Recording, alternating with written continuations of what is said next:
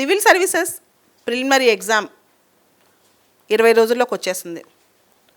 Civils ప్రిలిమ్స్తో పాటు మనకి రకరకాల కాంపిటేటివ్ ఎగ్జామ్ నోటిఫికేషన్స్ కూడా పడ్డాయి.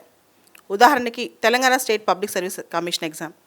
వీటన్నిటిలో ఆబ్జెక్టివ్ టైప్ క్వశ్చన్స్, ఒక పర్స్పెక్టివ్స్ అంటే ఏ విధంగా ప్రిపేర్ అవ్వాలి, క్వశ్చన్స్ ట్రెండ్ ఎలా ఉంటుంది, ఏ టాపిక్లోంచి వస్తాయి, దీని మీద చాలామందికి చాలా అనుమానాలు ఉన్నాయి. దీనికోసం ఒక పాత్వే అంటే ఎలా ఆలోచించి చదవాలనే దాని మీద ఒక పాత్వే ఒకటి క్రియేట్ చేసాం. దానికి సంబంధించి ఒక్కొక్క సబ్జెక్టు ఒక్కొక్క వీడియోలో తీసుకుని ఆ సబ్జెక్ట్ ప్రకారం ఆ సబ్జెక్ట్లో ఇంపార్టెంట్ ఏరియాస్ ఏంటి, మనం ఎక్కువ ఎలా ఎంఫసైజ్ చేయాలి, ఇలా ప్రిలిమ్స్ పర్స్పెక్టివ్స్ అని నెక్స్ట్ 1 వీక్ ఒక 7-8 వీడియోస్ రిలీజ్ అవుతాయి. దీనికి సంబంధించి ఈరోజు మనం పాలిటీ సబ్జెక్ట్ తీసుకుందాం. ఇండియన్ పాలిటీ మనందరికి తెలుసు, ఏ కాంపిటేటివ్ ఎగ్జామ్లో అయినా చాలా కోర్ అనమాట.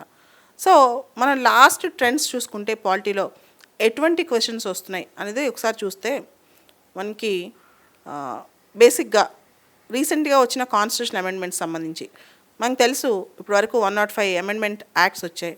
ముఖ్యంగా 99th నుంచి 105 వరకు ఏవేంటో ఒకసారి చూసుకోవటం.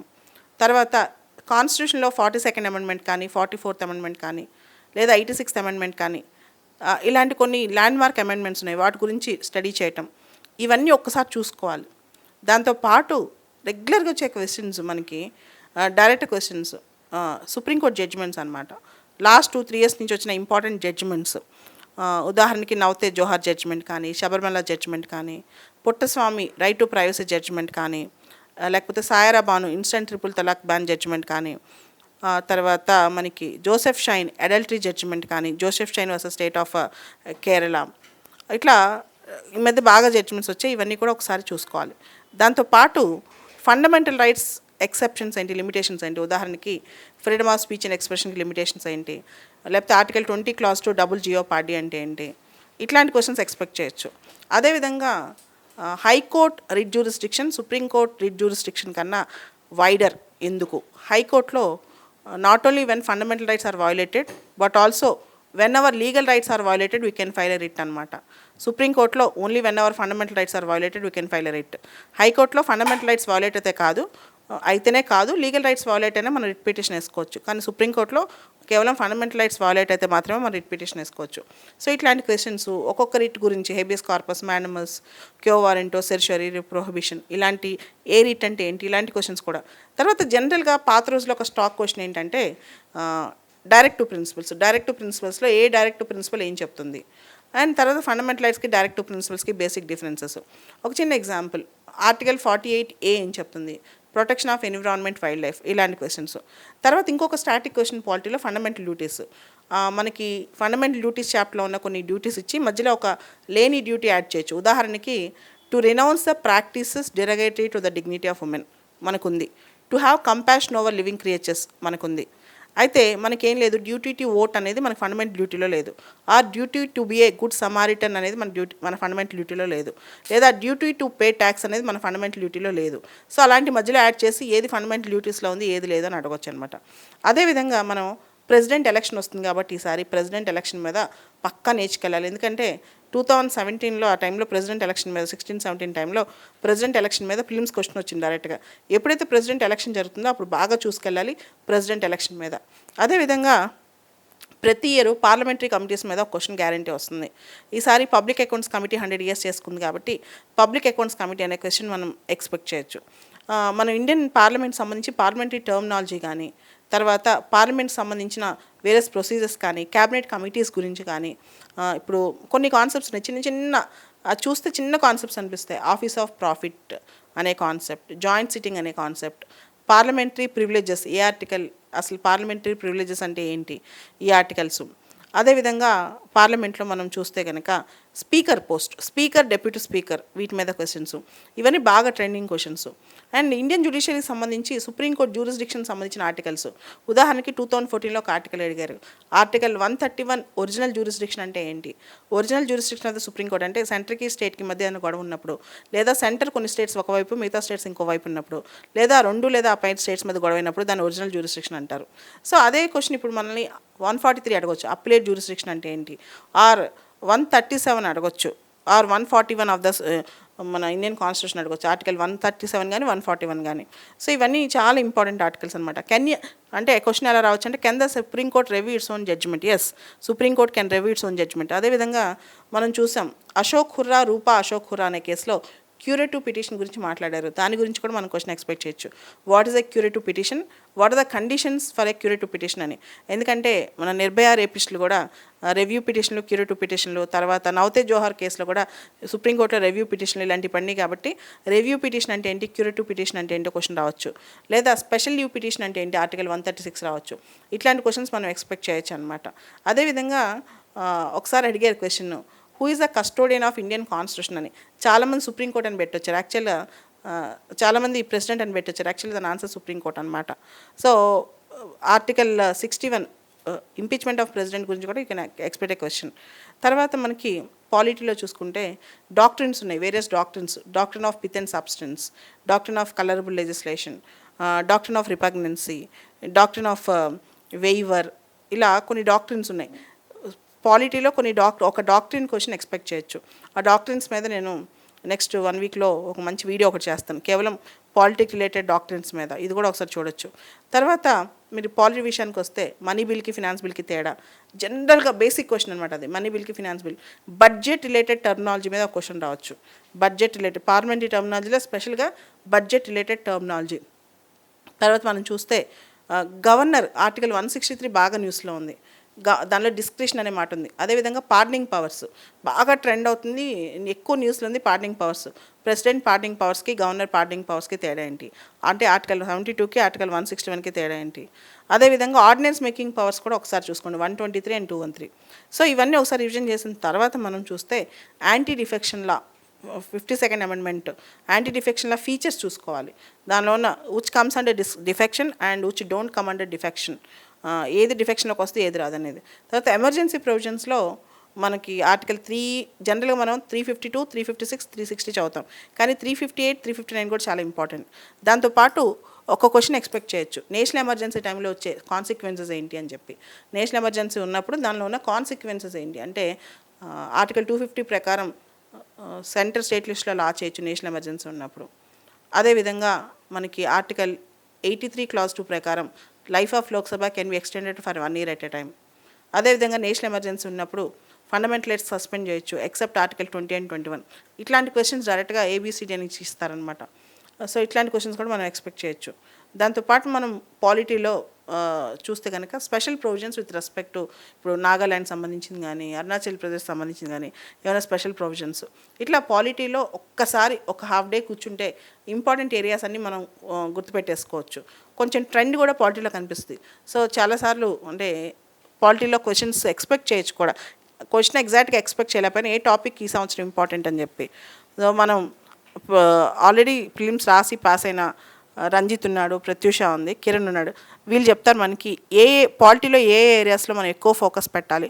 రంజిత్, నీ దృష్టిలో పాలిటీలో ఈ సంవత్సరం అంటే క్వశ్చన్ వస్తే రాదని కదా టాపిక్, ఏ టాపిక్ మనం ఎక్కువ ఫోకస్ పెట్టాలి, నీకు అనిపించిన టాపిక్స్ ఏంటి ఎక్స్ప్లెయిన్ చేయి. సో మనం పాలిటీలో చూసుకుంటే ఒక ట్రెండ్ కనిపిస్తుంటుంది. Every year there will be around 15 to 20 questions. ఆ 20 క్వశ్చన్స్లో కూడా మెజారిటీ చంక్ ఒక 2-3 చాప్టర్స్ చాలా ఇంపార్టెంట్లీ ఫోకస్ అవుతుంటాయి. ఒకటి పార్లమెంట్ అనే చాప్టర్, 2 స్టేట్ లెజిస్లేచర్.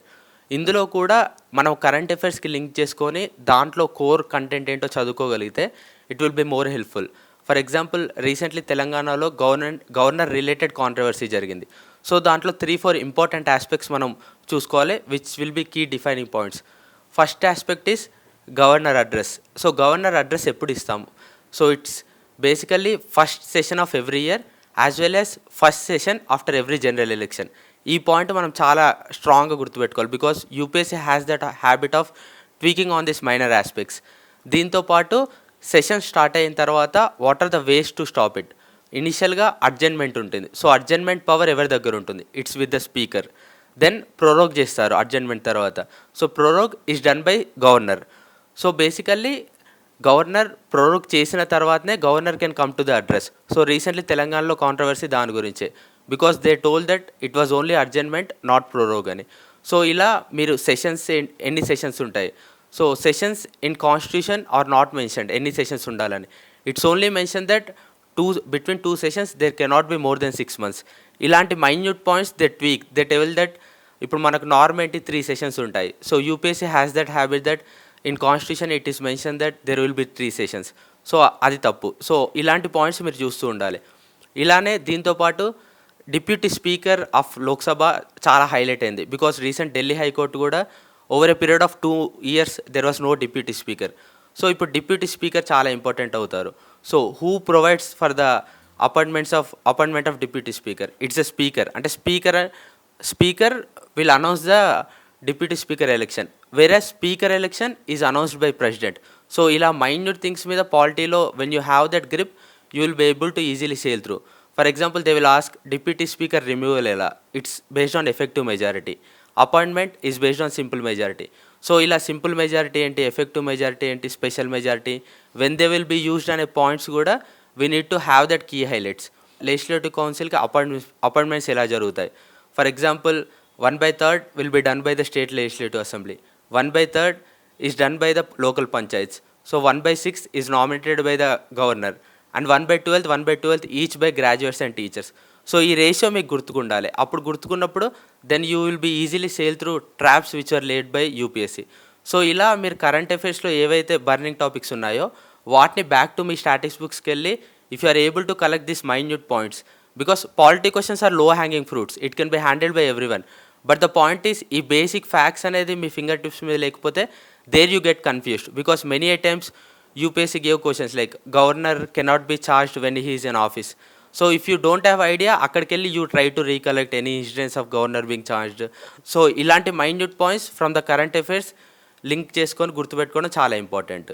రంజిత్, ఇక్కడ నువ్వు చెప్పిన దానిలో మనం 2 ఇంపార్టెంట్ ఆర్టికల్స్ బాగా గుర్తుపెట్టుకోవాలి. ఒకటి article 169 abolition or creation of legislative council. బేసికల్గా ప్రొసెస్ అడగొచ్చు క్వశ్చన్ పేపర్లో, how do you create a legislative council or how do you abolish a legislative council అని.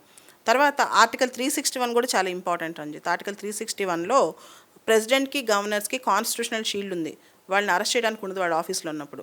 So you can expect a question on article 169 and article 361.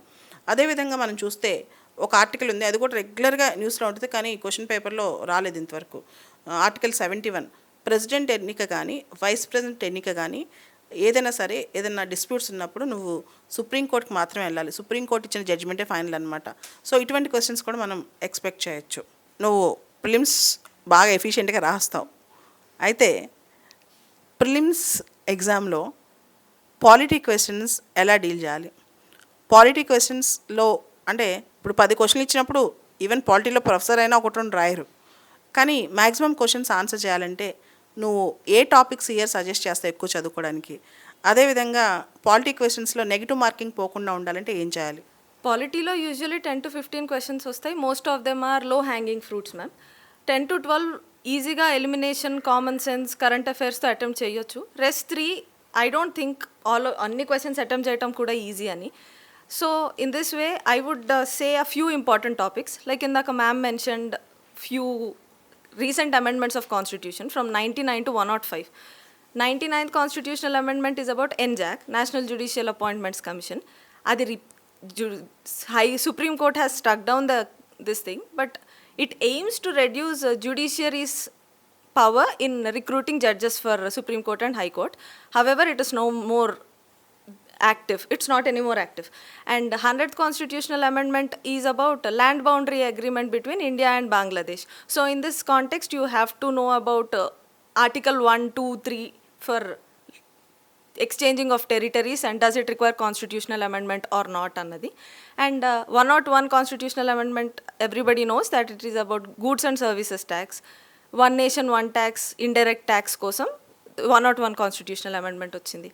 And for coming to 102nd constitutional amendment is about giving constitutional status to National Commission of Backward Classes. And it is very important to know the structure of this commission also because it is in news. NCBC lo 5 members untaru. 5 members, one is chairperson, the other is vice chairperson, and 3 other members are appointed by government, that is president. They are from government nunchi appoint chestaru. And 103rd constitutional amendment is about EWS, giving reservations to economically weaker sections, 10% reservation. And 104th constitutional amendment is about extending duration of reservations to SCs and STs for the next 10 years. అంటే ఇంతకు ముందు 70 years ఉండేది, ఇప్పుడు దాన్ని 80 years చేశారు. That is till 2030. And at the same time, it also removed the provision of nominating Anglo-Indians to parliament and state legislatures. And 105th constitutional amendment is about giving back powers. అంటే ఒకప్పుడు they said that it is not anymore in the hands of state to decide socially and educationally backward classes. 105th constitutional amendment actually gave back the powers to the state and union territories to decide who belong to SEBC category. And office of profit కూడా చాలా important topic. And you also have to learn about GNCTD ఒక వచ్చింది, this about Delhi, that the provisions have replaced the name state legislature name is replaced by lieutenant governor పేరుతో replace చేశారు. Learn about that. And Lakshadweep development authority కూడా recently న్యూస్లో ఉంది. That is also very important and these two are very potential questions. And office of profit, like always it is there in the news. Office of profit is అంటే we have as such, the term office of profit is not described anywhere in the constitution or in the representation of people's act also, but office of profit is considered as one of the grounds for disqualification of members of legislature. So article 102 clause 1 and 191 clause 1 talks about office of profit. So office of profit as such is not defined kabatti Supreme Court of India have in a particular case, Supreme Court of India has given a few guidelines which determine what is office of profit. Like if that person in that office is appointed by government or has a power to, if the government has power to terminate the person from that office, and if the salary is determined by government, ila konni criteria unte, it is called office of profit. So office of profit is one of the disqualifications because it leads to conflict of interest. Duties and interest conflict loki vachinappudu we tend to give more importance to our personal interest, and that is detrimental to working of the government, ma'am. Pratyusha, నువ్వు చెప్పిన దానిలో article 330 SC/ST reservation in Lok Sabha, article 332 SC/ST reservation in state assemblies, ఈ రెండు articles గుర్తుపెట్టుకోవాలి. అదేవిధంగా office of profit అనేది article 102 clause 1 clause ఏలో ఉంది, అలానే ఆర్టికల్ 191 క్లాజ్ 1 క్లాజ్ ఏలో ఉంది. అయితే ఆఫీస్ ఆఫ్ ప్రాఫిట్ అనే మాట ఉంది, కానీ ఆఫీస్ ఆఫ్ ప్రాఫిట్ అంటే ఏంటి అనేది కేస్ బై కేస్ డిటర్మైన్ అవుతుందన్నమాట. దానికి సంబంధించి హూ విల్ డిసైడ్ అంటే election commission according to article 103. And election commission ఏదైతే డిస్క్వాలిఫికేషన్ చెప్పిందో అది binding on president. 103 and 192 are star mark questions for prelims. అదేవిధంగా ఇందాక నువ్వు చెప్పినట్టు ఢిల్లీకి సంబంధించి ఎన్సిటీ ఆఫ్ ఢిల్లీకి సంబంధించి యాక్ట్లో అమెండ్మెంట్ వచ్చింది. ఆ అమెండ్మెంట్లో లెఫ్టినెంట్ గవర్నర్స్కి ఎక్కువ పవర్స్ ఇచ్చారు. దీని మీద కూడా ఈసారి క్వశ్చన్ రావచ్చు. అదేవిధంగా లక్షద్వీప్లో కూడా ఈ మధ్య రీసెంట్గా కొత్త పాలసీస్ వస్తున్నాయి. లక్షద్వీప్కి సంబంధించి కూడా కొన్ని క్వశ్చన్స్ రావచ్చు. బట్ వెరీ గుడ్, ఇవన్నీ trending areas. Thank you. Kiran, పాలిటీలో నువ్వు బాగా ఇంపార్టెంట్ అనిపించి ఏ టాపిక్స్ ప్రిపేర్ అవుతున్నావు? ప్రిలిమ్స్ పర్స్పెక్ట్లో ముఖ్యంగా పాలిటీలో ఏ టాపిక్స్ మీద అందరూ ఎక్కువ ఫోకస్ పెట్టాలి? ఎందుకంటే కొన్ని మిస్లేనియస్ ఏరియాస్ ఉన్నాయి. ఉదాహరణకి ట్రైబల్ ఇష్యూస్ సంబంధించిన క్వశ్చన్స్, షెడ్యూల్డ్ ఏరియాస్ సంబంధించిన క్వశ్చన్స్, అదేవిధంగా కొన్ని స్పెషల్, ఇప్పుడు కాన్స్టిట్యూషనల్ బాడీస్ ఉంది, recruitment of and removal of election commissioners, CEC and election commissioners. For example CEC removal ఏమో లైక్ ఏ సుప్రీంకోర్టు జడ్జ్, తర్వాత రిమూవల్ ఆఫ్ ఎలక్షన్ కమిషనర్స్ ఏమో under recommendation of CEC. దీని మీద సుప్రీంకోర్టులో కేసు కూడా వేశారు. They should be parity with respect to removal of CEC and ECs అనే దాని మీద. ఎందుకంటే సిఈసి అంటాడు నేను గ్రేట్ అని, ఈసీస్ అంటారు మేము గ్రేట్ అని. ఇప్పుడు సిఈసి అంటాడు లేదు మీ రిమూవల్ నా చేతిలో ఉంది, నేను రికమెండ్ చేస్తానే మీరు రిమూవ్ అవుతారని. అదేవిధంగా ఏ విధంగా రిమూవ్ అవుతారు అంటే ఫర్ ఎగ్జాంపుల్ క్యాగ్ ఎలా రిమూవ్ అవుతారు, అటార్నీ జనరల్ ఎలా రిమూవ్ అవుతారు, పబ్లిక్ సర్వీస్ కమిషన్ మెంబర్స్ ఎలా రిమూవ్ అవుతారు, ఏ గ్రౌండ్స్ వల్ల రిమూవ్ అవుతారు, ఇవి కూడా ఒకసారి చూసుకోవాలి. కాన్స్టిట్యూషనల్ బాడీస్లో ఎవరు ఏ విధంగా రిమూవ్ అవుతారు, ఎవరు ఏ విధంగా అపాయింట్ అవుతారో కూడా చూసుకోవాలి. సో దీంతో పాటు ఏమైనా ఇంపార్టెంట్ అడిషనల్ ఏరియాస్ పాలిటిక్స్ సంబంధించి ఉన్నాయా? మ్యామ్, పాలిటీ అనేది నేను ఎప్పుడు చెప్తూ ఉంటాను, that forms our foundation or base. So ఇక్కడ పాలిటీ ముఖ్యంగా చాలా వరకు మనకి ఎలిమినేషన్ టెక్నిక్స్ వర్కౌట్ అవ్వవు ma'am. They test our basic knowledge. So ఇది ఎంత వీలైతే అంత మనం మన బేసిక్ నాలెడ్జ్ని రివైజ్ చేస్తూ ఉండాలి. సో దీనికి ప్రామినెంట్గా నేను అబ్జర్వ్ చేసిన నా ఈ లిమిటెడ్ ఎక్స్పీరియన్స్లో మనము బెయిర్ యాక్ట్ని అంటే కాన్స్టిట్యూషన్ డైరెక్ట్ ఫామ్ని మనము ఎప్పుడు చదువుతూ ఉండాలి మ్యామ్. ఎందుకంటే మనకి the way they design the options are from directly taken from the constitutional language. So మనకి ఆప్షన్స్ ట్వీక్ చేసినా కానీ కాన్స్టిట్యూషనల్ లాంగ్వేజ్కి దానికి సంబంధించినలాగా లేకపోయినా అలా నుంచి ట్వీక్ చేసినా కానీ మనకు వెంటనే అర్థమవుతూ ఉంటుంది. సో మనం ఏ క్వశ్చన్ చదివినా కానీ వెంటనే మనము బేర్ యాక్ట్, ఒకవేళ ఫర్ ఎగ్జాంపుల్ గవర్నర్ గురించి ఆయన పార్డనింగ్ పవర్స్ కానీ ఆర్ లెజిస్లేటివ్ బిజినెస్ నుంచి వాళ్ళు బిల్స్ని రిఫర్ చేయడం కానీ ప్రెసిడెంట్కి, సో ఇలాంటివన్నీ మనం డైరెక్ట్గా కాన్స్టిట్యూషనల్ లాంగ్వేజ్లో చదువుకుంటే మనకి వెంటనే అర్థమైపోతూ ఉంటుంది అనమాట. ఓకే, ఇది ఇలా మనం ఎప్పుడు చదవలేదు కదా ఇంతకుముందు అని చెప్పేసి వెంటనే మనం బ్రెయిన్ స్ట్రైక్ చేస్తూ ఉంటుంది అనమాట. So that is one hack which I have discovered. And second thing, నేను ఇక్కడ ఎగ్జాస్టివ్గా చెప్పాను ma'am, but the thing is like కొన్ని ఇంపార్టెంట్ థింగ్స్ ఎలా చదవాలి అని మాత్రం డెఫినెట్గా చెప్తాను మేము. ఒక 5 to 10 ఏరియాస్ నేను తీసుకొని ఒక టాపిక్ వచ్చినప్పుడు దాన్ని ఏ విధంగా మనము డిఫరెంట్ వేస్లో ఆలోచించి మనం ప్రిపేర్ అయ్యేటప్పుడు చూసుకోగలిగితే బెటర్గా ఉంటుంది. ఫర్ ఎగ్జాంపుల్ రీసెంట్గా మనకి మినిస్ట్రీ ఆఫ్ కోఆపరేషన్ క్రియేట్ చేశారు. సో ఆ మినిస్ట్రీ ఆఫ్ కోఆపరేషన్ అనగానే మనం దానికి సంబంధించిన కాన్స్టిట్యూషనల్ ఆర్టికల్స్ ఏమున్నాయి, దానికి సంబంధించిన కాన్స్టిట్యూషనల్ అమెండ్మెంట్స్ ఏమున్నాయి, దాంతోపాటు మనము మినిస్ట్రీ ఆఫ్ కోఆపరేషన్ చేశారు కాబట్టి అసలు ఈ కోఆపరేటివ్స్ ఎలా వచ్చాయి మన కంట్రీలోకి, దానికి సంబంధించి మోడర్న్ ఇండియన్ హిస్టరీలో ఎవరైనా గవర్నర్ జనరల్ దీనికి అసోసియేట్ అయ్యి ఉన్నారా, or for example Deccan riots అని చెప్పేసి మనకి 1870s జరిగాయి. సో దానికి గాను మనకి కోఆపరేటివ్ బ్యాంక్స్ వచ్చాయి మనకి. సో అలాంటివి మనం చూసుకోగలగాలన్నమాట. సో నాట్ జస్ట్ అంటే ఇలా డిఫరెంట్ టాపిక్స్ ఇంటర్లింకేజ్ వచ్చినప్పుడు యూపీఎస్సీకి that becomes a favourite topic అనమాట. Polity and economy and history, ఈ మూడు కలిసిన టాపిక్ కోఆపరేటివ్ బ్యాంక్స్ కాబట్టి అలా వాళ్ళు మిక్స్ చేసి మనకి క్వశ్చన్స్ అడిగే ఛాన్స్ చాలా ఎక్కువ ఉంటాయి అన్నమాట. దాని తర్వాత రీసెంట్గా మనకి గవర్నర్ ఇష్యూస్ కానీ నీట్ బిల్ ఇలాంటి దాంట్లో and governor reserving powers to the parliament or president, article 201 and article 163, ఈ రెండింటి మధ్యలో డిఫరెన్సెస్ ఏంటి, సో ప్యాడనింగ్ పవర్స్ ఏంటి, ప్యాడనింగ్ పవర్స్లో మనకి గవర్నర్కి ప్రెసిడెంట్కి తేడాలు ఏమున్నాయి, అండ్ వాళ్ళ స్కోప్ ఆఫ్ పార్డనింగ్ ఏమేమి ఉన్నాయి, ఇలాంటివి చూసుకోగలగాలి మేము. అండ్ రీసెంట్గా మనకి ప్రీవియస్ ఇయర్ క్వశ్చన్లో పేరోల్ అని చెప్పేసి క్వశ్చన్ ఇచ్చారు. సో మనకి పేరోల్ అంటే ఏంటి, ఫర్లాగ్ అంటే ఏంటి, వీటి మధ్యలో డిఫరెన్సెస్ తెలుసుకోవాలన్నమాట. అండ్ ఆల్సో బెయిలబుల్ కేసెస్ ఏంటి, నాన్ బెయిలబుల్ కేసెస్ ఏంటి, కాగ్నిజబుల్ కేసెస్ ఏంటి. సో అంటే లిటిల్ పెరిఫరల్ ఏరియాస్కి వెళ్తున్నారు మేము, మనం రోజు వినే పేర్లు అనమాట ఇవి వినే మాటలు, ఇవి వర్డ్స్, పేరోల్ కానీ బెయిలబుల్ అండ్ ఎఫ్ఐఆర్ అని కూడా మనం చాలా ఫ్రీక్వెంట్గా వింటూ ఉంటాం అనమాట. సో ఈ ఎఫ్ఐఆర్కి సంబంధించిన రిలేటెడ్ టాపికే జీరో ఎఫ్ఐఆర్ అనమాట.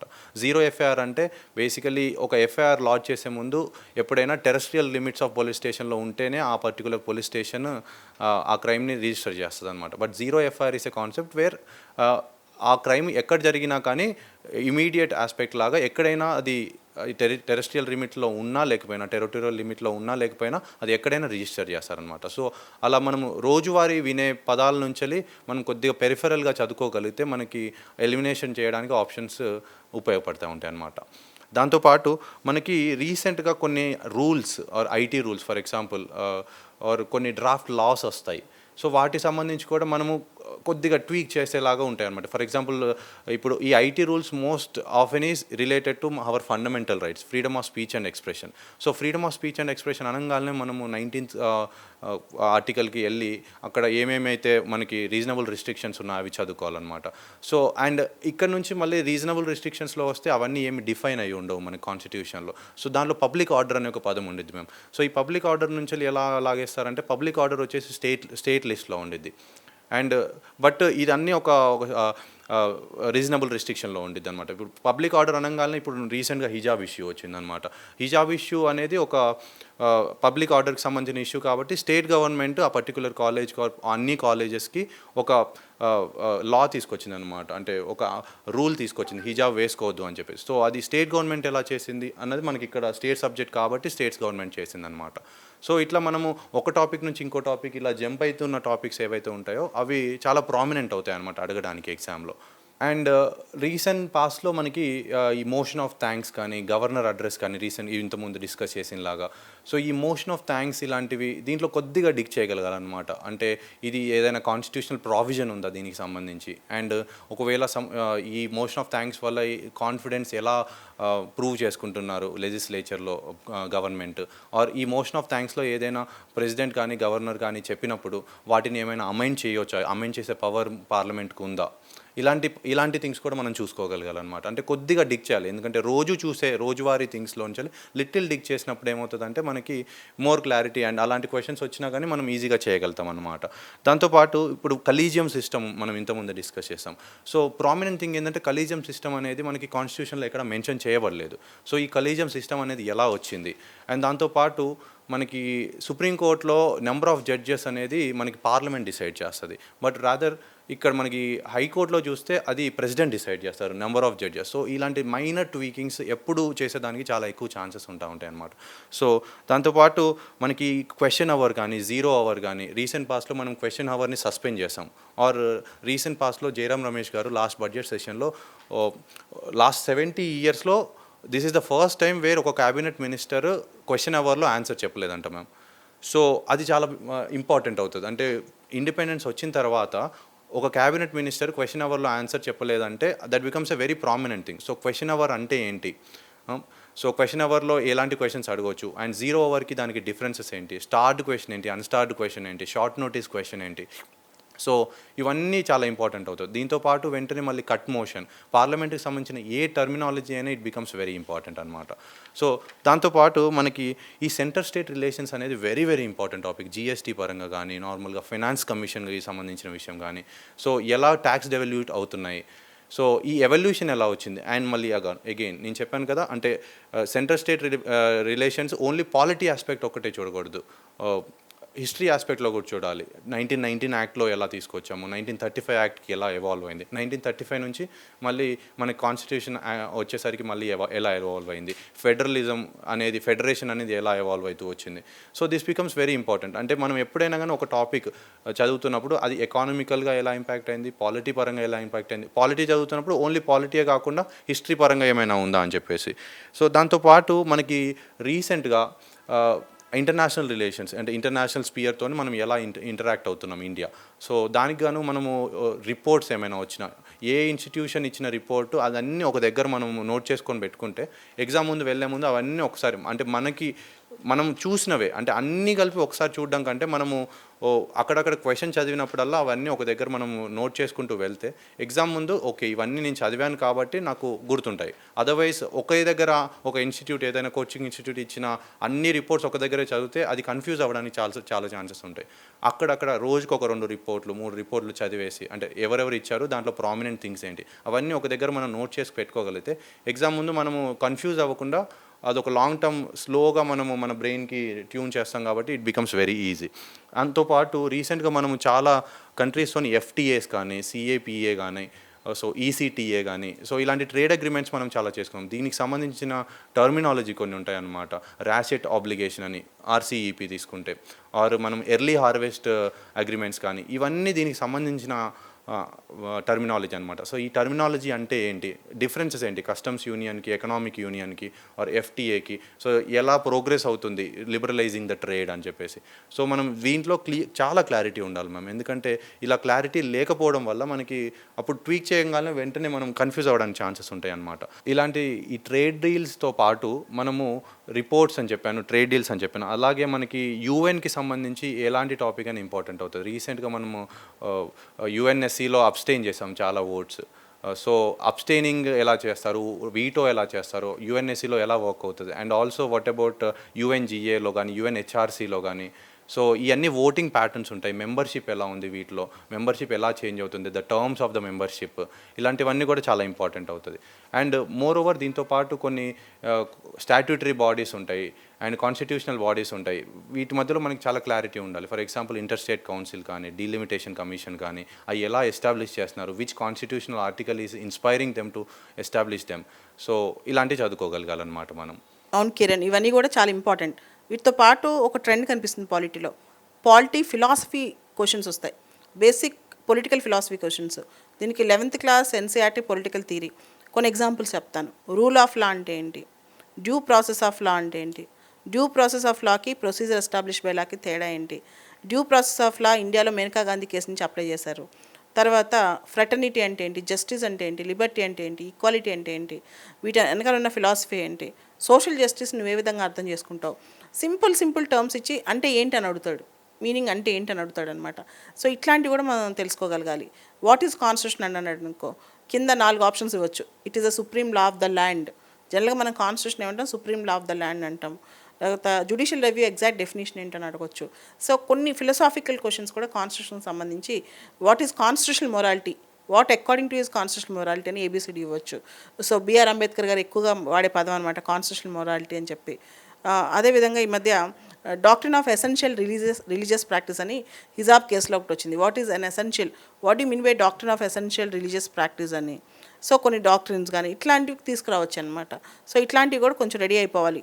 ముఖ్యంగా ఈ పదాలు due process of law, rule of law, what is the difference between equal protection of laws and equality before law, ఇలాంటి క్వశ్చన్స్. తర్వాత procedure establish by law and due process of law, ఇట్లాంటివన్నీ కూడా చూసుకోవాలి. ఇంకేమైనా మిస్లేనియస్ టాపిక్స్ ఉన్నాయా మనం miss అయినాయి పాలిటీలో బాగా ఇంపార్టెంట్, ఇవి చదవకుండా ఎగ్జామ్కి వెళ్ళకూడదని రంజిత్? పాలిటీ విషయంలో ఆ 15 క్వశ్చన్స్లో ఆ మిస్ అయ్యే 3 to 4 questions mainly miscellaneous topics నుంచి రావడానికి ప్రాబిలిటీ ఎక్కువ.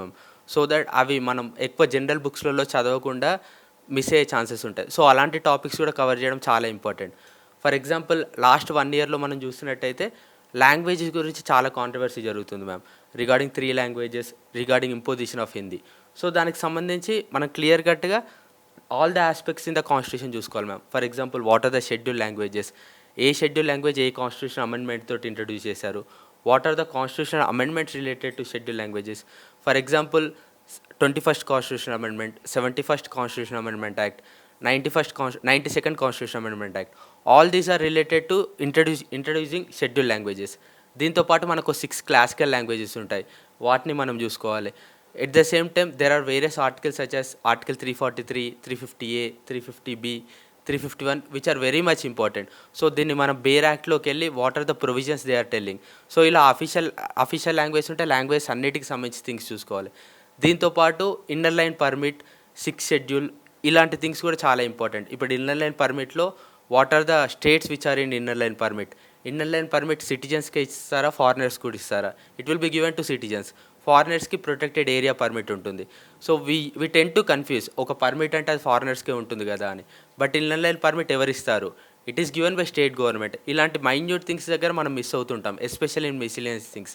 సో 6th షెడ్యూల్లో కూడా one need to have a broader understanding about all these things. దీంతోపాటు there are other miscellaneous topics like delimitation commission. For example currently 1 delimitation commission work is going on. So దానికి సంబంధించి composition ఏంటి, it is a 3-member body, who are those 3 members. And ఇప్పుడు delimitation commission వస్తే whether it can be challenged in a court, ఇలాంటి things అని కూడా చూసుకోవాలి. It cannot be challenged in court.